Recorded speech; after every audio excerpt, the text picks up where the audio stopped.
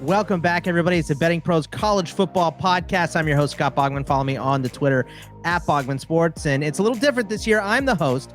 Last year, I was the analyst, but we have the incomparable Thor Nystrom at Thor KU on the Twitter to join us this season. I will be hosting. Thor will be breaking these games down for you on a weekly basis. Thor, welcome to the show. Excited to have you here for this season. And I am pumped. It's week 0. Are you ready? Are you actually ready for kickoff for Saturday to come around and get games rolling? I'm definitely ready. Yeah, it's been a long off season. It was a wild off season, an unprecedented off season of player movement. And yeah, I know I speak for both of us in saying it is good that college football is back. It feels right. You know, when football is coming around, the weather gets a little bit colder, that heat starts to break a little bit as well. The world just feels correct to me. So I am very, very happy that we are starting, and we're going to be here every single week for you guys to break down these games. And this is week 0. Week 0 is kind of like a, what do they call it, Thor? Like a soft opening of a hotel where it's open, but only to certain people, and you can only go at certain times and things like that. So it's just Saturday, nothing else. There's 11 games, but only 7 that are being played by both FBS teams that have like a real line and all that stuff. So that's what we're going to be going over today. And Thor, we start at Nebraska versus Northwestern, not at versus Northwestern. This game is in Dublin, Ireland. So, a little ways out of the way, but I have some questions here. The game is Nebraska by 13.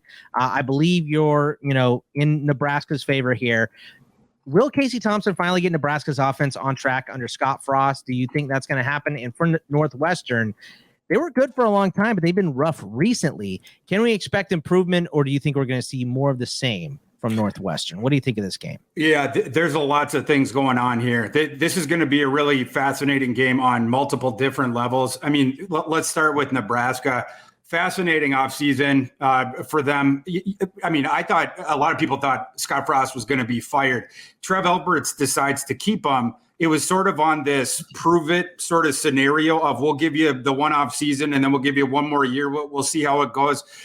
Obviously, Scott Frost, he's not only going to have to make a bowl game, he's probably going to have to win 8 games to save his job. So he sort of had this YOLO off season. We were talking about how it was this unprecedented off season of player movement. Scott Frost took full advantage. Yeah, he signed a metric ton of people. Not only that, 22 transfers. It was a lot, right? An incredible amount of people. Of course, he signed a new quarterback, and he brought in a whole new architect of the offense. So the whole thing has been remade. What was really interesting about that is you bring in Mark Whipple, who his entire coaching career, it's been that quick hitting passing attack to, in a layered passing attack where guys are running these multiple concepts that down the field. You'll have 2 guys running similar routes, and then they'll sort of break off in the layers, and you sort of force conundrums for the defensive back, stuff like that. And then you do that sort of stuff, and then that sets up the run, that sort of stuff. Well, usually with that system, the guy who runs it best, it's a guy who the foot that he is led with, it's short area accuracy and intermediate accuracy. And then they go out and they sign Casey Thompson. That is certainly not the first thing that I thought of when I thought of Casey Thompson, that in decision making. Casey Thompson, he's a solid playmaker for sure. But again, accuracy and touch is not the first couple of things that you would toss out when you're thinking about him. So it's going to be really interesting to see Casey Thompson, sort of the square, or the round peg being fit into the square of the Mark Whipple system. And then both of those guys essentially trying to save Scott Frost. You have all those different things going on. And then all the other new guys on Nebraska as well. And then they're just in Dublin, like this new look Nebraska team. And then meanwhile, on the other side with Northwestern, they have had nightmare seasons in 2 of the last 3, sort of interspersed like an Oreo with, sort of more of the prototypical good, Fitzgerald season where they had like 8 wins or whatever. But, last year was another nightmare one. Cam Porter was lost for the season last year. They get Cam Porter back. Ostensibly, this is more your prototypical Northwestern team with Cam Porter back, where you have that really deep backfield. Now you got Cam Porter, you got Evan Hall, You got the kid that they had gotten from Bowling Green a couple of years, Andrew Clare. So they have 3 different running backs. Holinsky should be better this year. He did not have a good offseason last year after he had transferred over from South Carolina, and he was terrible last year. But there's been talk that he is going to be really improved this year. He had a good offseason. So if he's better, certainly the rushing attack is going to be better one way or the other, because the one thing that Northwestern's offense has going for it one way or the other is a really good offensive line. Their left tackle, Peter Skoronski, is one of the best offensive linemen in America, and the kids around them are pretty solid too. So they have the line going for them one way or the other, should have a good rushing attack. If Holinsky is at least competent, it'll be a decent offense. The defense, we'll have to see. Like when Fitzgerald's teams have been good, the defenses have been awesome. Like, you remember the team 2 years ago, during the COVID year or whatever, that was when like they had Greg Newsome and the Joseph kid that just transferred to Notre Dame, and like they had that awesome secondary, whatever. That was the contending team. And back when the other Fitzgerald good teams, that's when they had good defenses. When the Northwestern teams have stunk, that's when the defenses have been sieves. Right. So it's going to go a long way to inform how good this team is if they can get that defense back on track. I'm going to have to believe it to see it, but I do think that offense is going to be a bit better one way or the other. You're on the Nebraska side here, correct? My numbers are really, really close to where Vegas is right now. This line has been bouncing back a little bit and forth. I've been monitoring it a little bit. Right now, live, it's Nebraska minus 13. My number on this game is Nebraska minus 13.7. I honestly would not bet this game. The coaching discrepancy alone, I think, is probably worth that 0.7 points. Northwestern has the better coach team, hint, hint, cough, cough. So for me, I'm staying away. If I had to bet it, honestly, I'm probably leaning Northwestern just because of the coaching edge. But in this one, I'm just going to be a spectator. What about what does playing this game in Ireland do? Does it do anything in terms of the over, in terms of this line? Does it change anything for you? Do you just say, well, it's a field, no one has home field advantage, so you have that, and they both have to deal with it. So I'm not really looking at this field or this location as a deciding factor for anything. It's interesting, right? Like with Northwestern, they don't have a home field advantage. So in that sense, it doesn't really matter for them.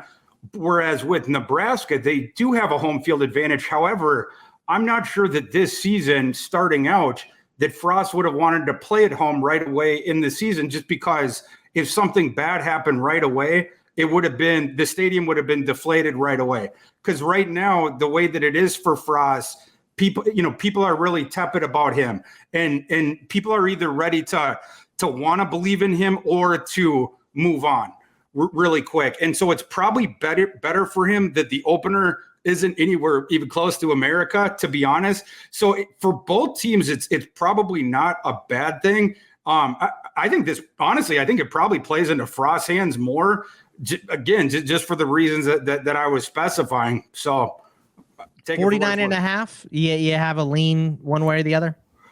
I would, just where the game is being played. It's harder to say, over there, because it's with the field. I don't have any information about the field. So that's yeah, fair. It's not like sure. they're playing, dozens of games in Ireland every single year. So that is more than understandable. Plus week 1, week 0, however you want to call it, it's the hardest week. The first week of the season, the last week of the season, in my opinion, are the toughest to bet, because you don't know, who is going to be good, who's been working hard, who looks good in practice, all that good stuff, because it's very hush-hush in college football. NFL, you probably have a better idea because it's open practices, you're getting highlights, you're getting media stuff. It's all day, every day. It's the NFL Network, right? So, but in week 1 and the last week in any football season, because the last week you don't know who quit, who's being benched, who's not going to play because they're a little banged up and they want to save them for next year. There's too many what ifs. Same thing with week 0. We're looking for really, like you got to feel really good about a game or a line to bet on it early in the season. We move on to the next game. Here is UConn at Utah State. Utah State is a 27.5 point favorite at home against UConn. And Blake Anderson had these guys humming the Aggies last season, Thor. Should we expect more of the same? And what does a good season look like under new/old head coach Jim Mora for UConn? Yeah, I'm already smiling because I can't believe I'm about to make the case to people to bet their hard-earned money at Jim Mora and the Fighting UConn Huskies, but I'm about to do it, folks. But yeah, I have a huge overlay on this game, a surprising overlay. Although to me this was a surprising line. Although I guess Vegas they're trying to coax money on to this side, and a sucker's born every minute, and I guess the minute that I was born, I qualified. My overlay on this game is the live line is 27.5. Utah State obviously favored by 27.5.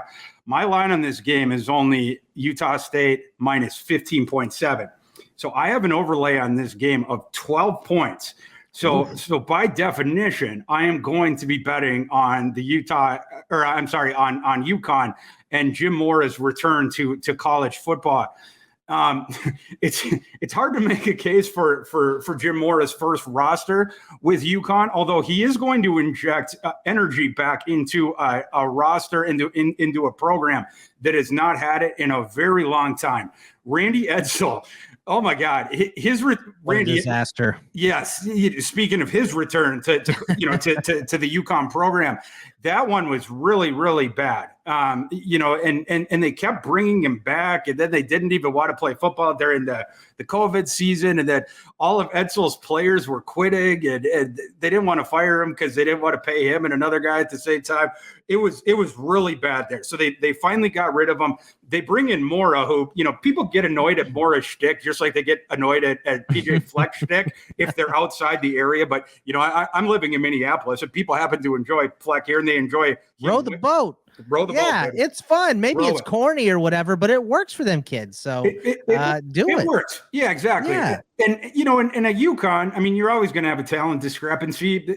Just having the kids energetic and ready to play and excited, it's going to be worth at least something. The other thing, Mora took to the transfer portal this offseason, again, a time when there was college football free agency, and he went and signed some interesting guys, right? Taquan Robertson from Penn State, a kid who he had some recruiting hype behind him coming out.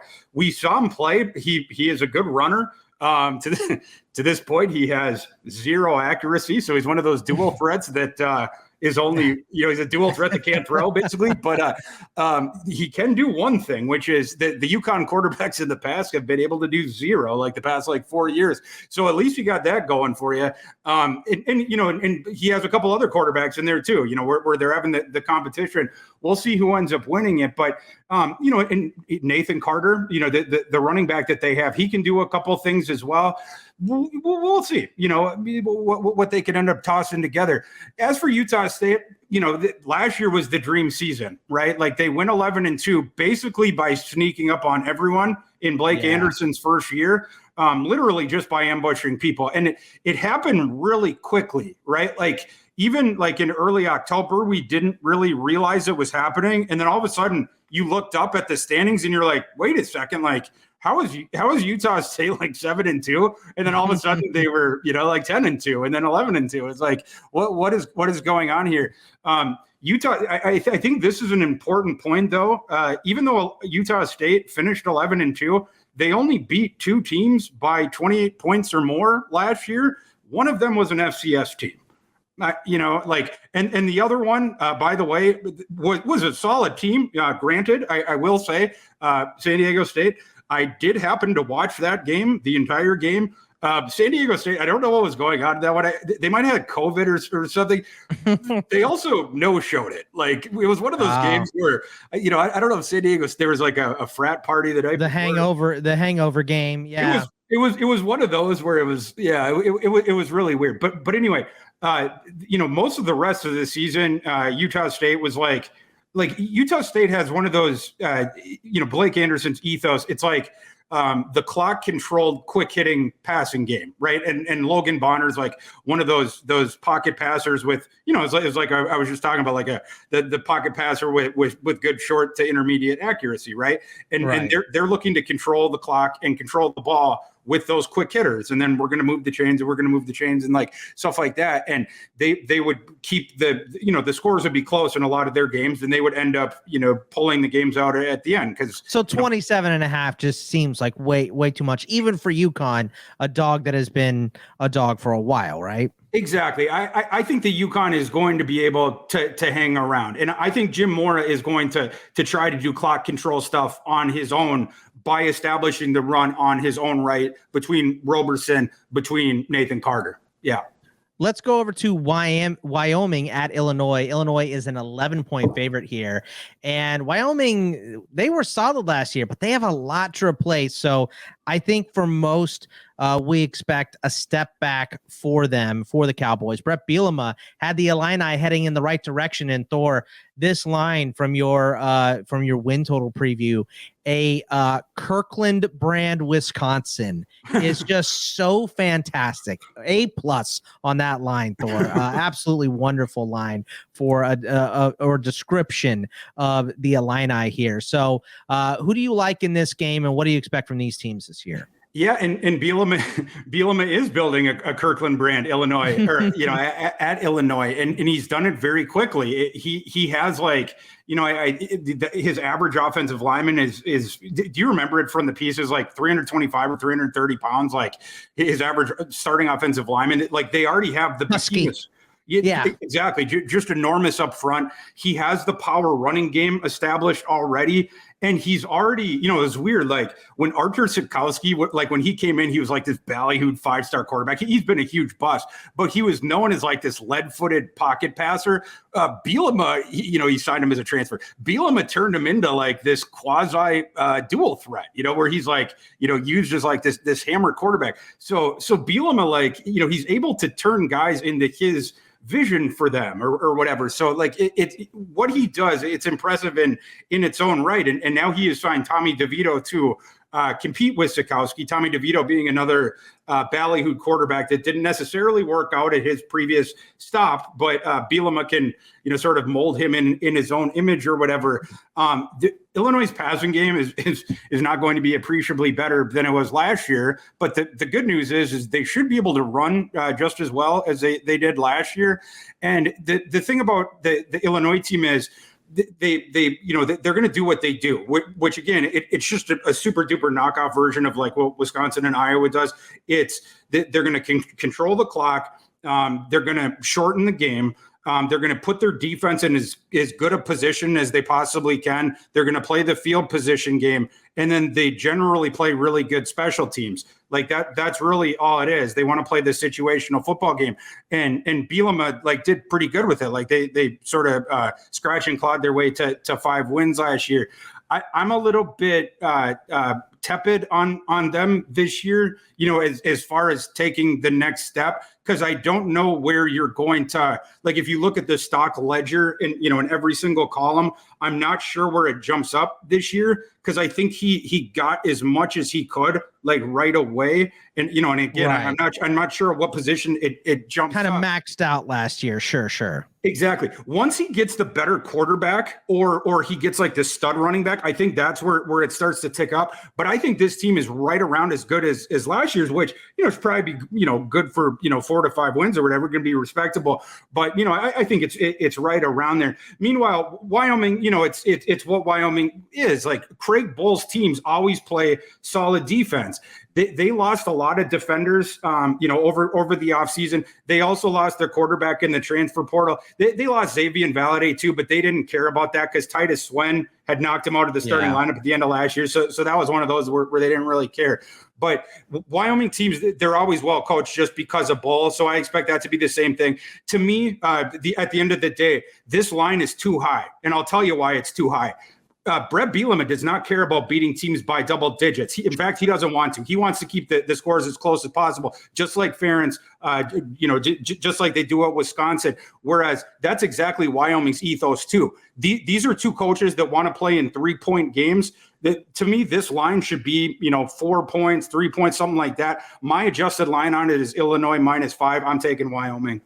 Okay, nice. I like it. And this should be a very grindy, what would they call it? This is a classic defensive slobber knocker. Slobber knocker. Yeah, that's exactly what it should be. Let's go to Charlotte at FAU. FAU, is a 7-point favorite, but FAU, Thor, had just an epic meltdown last season. And sometimes we can see that stuff carry over. Yeah, sometimes we can see that, extend into this season.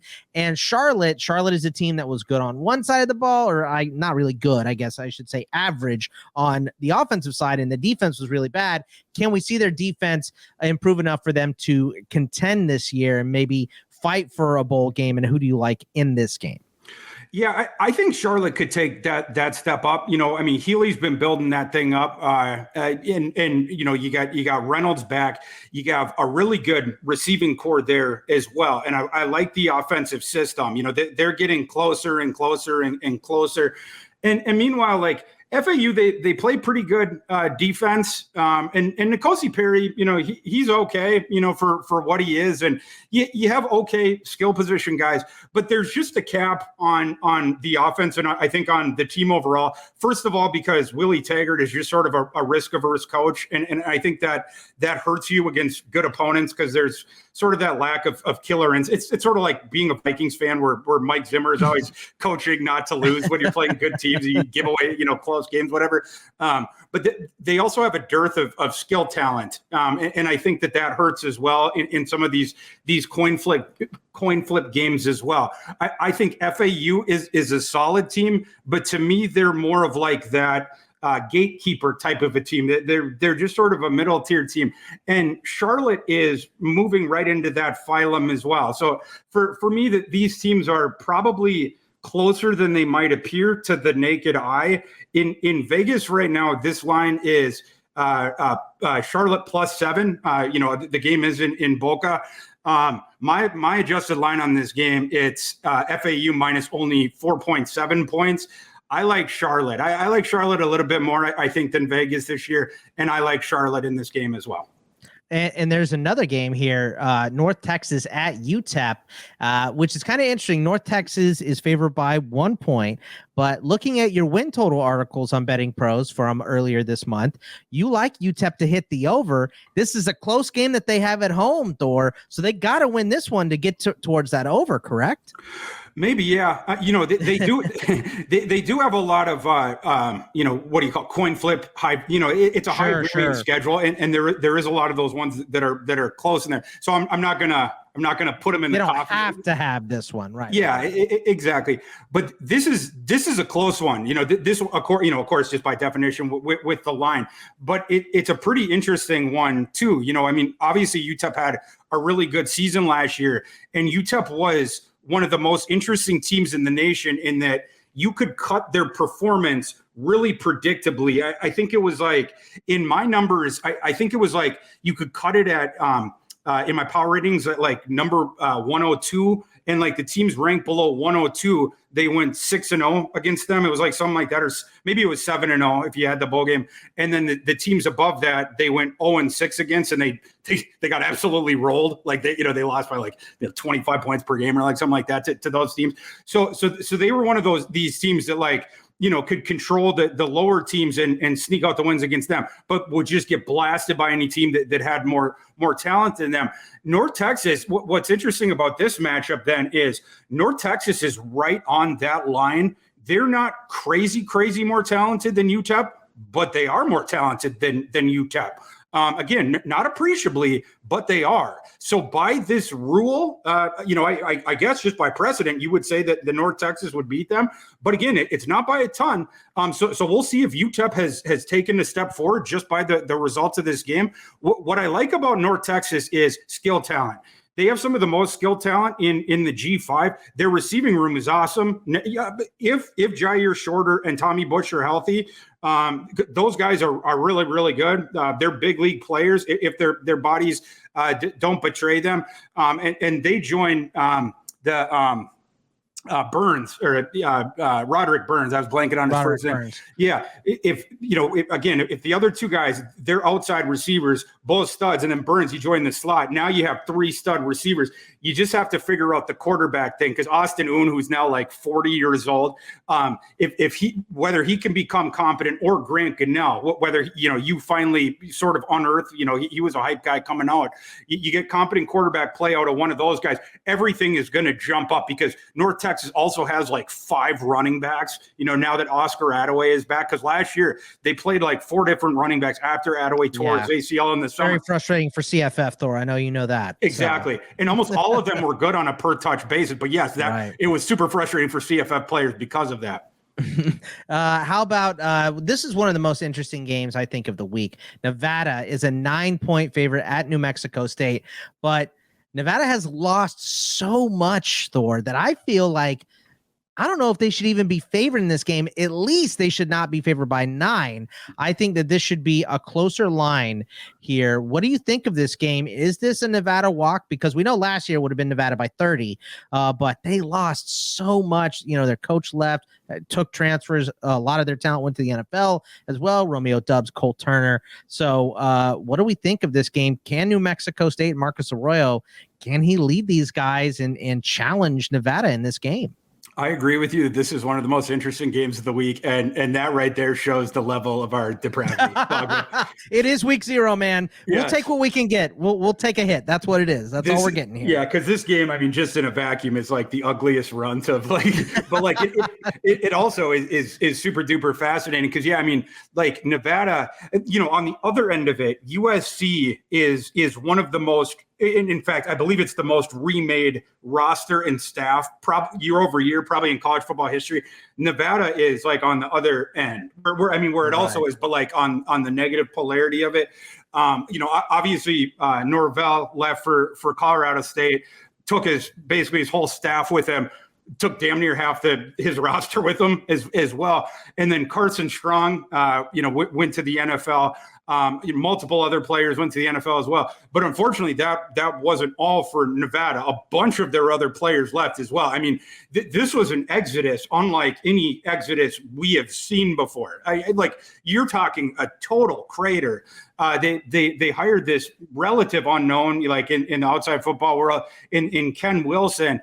And they're just going to try to cobble together a roster. But this is bad.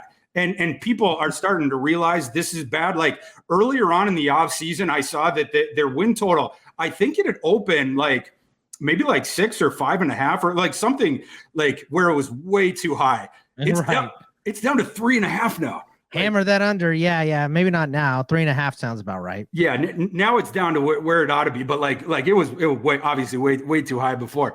And then, so that's them on their side. They are going to be just, garbage fire this year.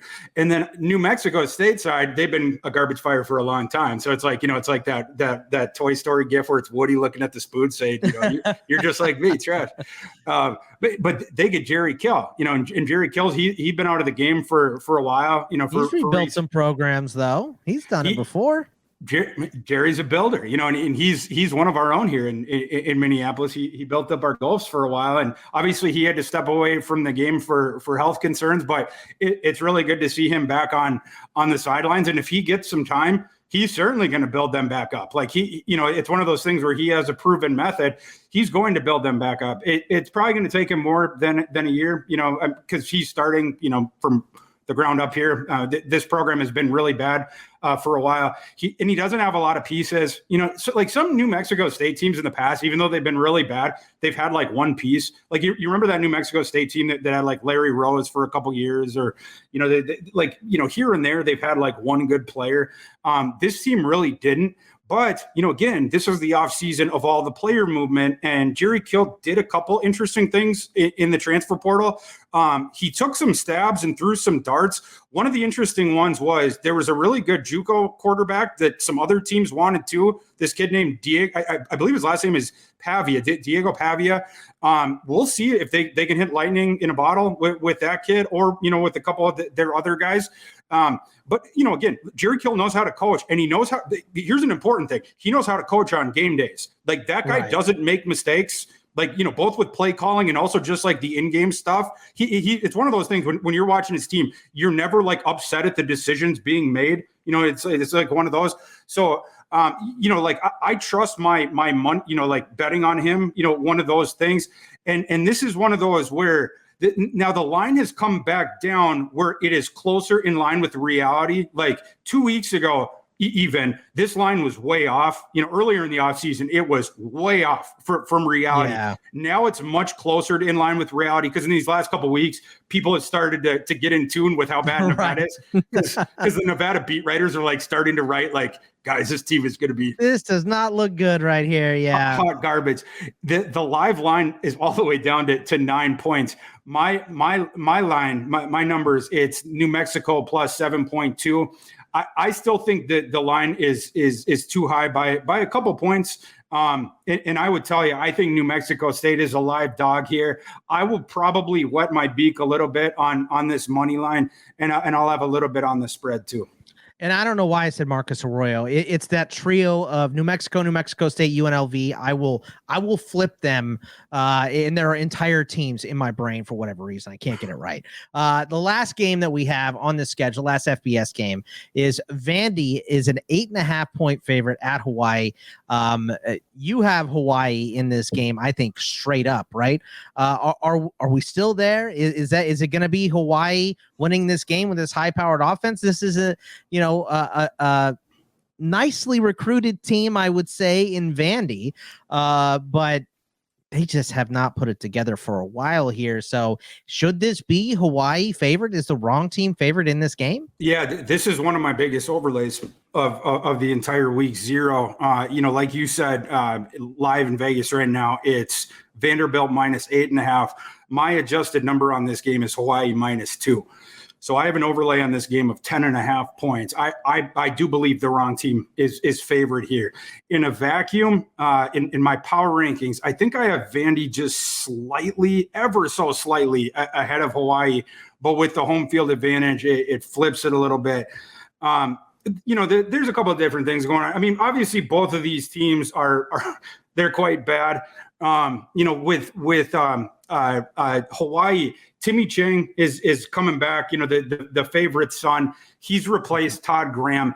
It's sort of like it's sort of similar to like what we were talking about with UConn, where the UConn players were all sick of Randy Edsall. Yeah. The Hawaii. I just remember the Randy Edsall when he went for everybody's hand up and no one would do it with him. I was like, ooh, yeah, that's on the sideline with the camera looking at you. Oh, that is not a good look. Yeah, and it was even worse for Todd Graham this offseason when the legislatures of Hawaii started to go after him like that. Yeah. It was sort of unprecedented when the lawmakers start to go after your job like that's yeah. You remember when the story came out that Todd Graham was like he called Hawaii a third world country because they didn't have Dr. Pepper in the pop machines. It was wow. It was like, oh boy. Good Todd, Lord, what a stupid thing to say when you're the head coach of the most prestigious university. Yeah, I think, a dumb thing to say. I think his firing was announced like 2 hours later. It was like, it's Todd. The hour is nigh, Todd. So you go you go from that where literally all your players hate you, all the parents hate you, the entire island of Hawaii hates you, and all the lawmakers, to the entire part of the world hates you, to now all those people love Timmy Chang. Timmy Chang would be on the Mount Rushmore of Hawaii. Kind of dicey though, like because Scott Frost, the same thing with Scott Frost in Nebraska. But true. if you don't win it doesn't matter what you did in the past, you're going to get run off. So I always find that kind of dicey. And I do think that those universities will leave the leash a little too long as well sometimes. Like Scott Frost, I think if Scott Frost wasn't a Nebraska legend, he probably wouldn't be coaching there this year, right? It'd be somebody else. 1,000%. But because he's a legend, they want to give that longer leash. So that can be dicey. But if it works, you're a god in that state. So it could work. Without a doubt. Without a doubt. But what Hawaii's program needed right now was a change of culture. Right? Just anybody. Yeah, anybody else on that seat except for Tom Graham. I think they needed a specific kind of a guy, right? Okay. Because they had a specific kind of a problem. And so, getting Chang, it changed what their problem had been. Chang specifically addressed it. And so and not only that, you address that part of it, but also Chang addresses the thing of bringing the style of football back that not only that your fans prefer, but that you utilized in your heyday. That that is always at the peak of your program, that's what you use or whatever. Sling that rock, Timmy Chang, Colt Brennan, the Hawaii classics. That's exactly right. Yeah. So we're going back to the run and shoot.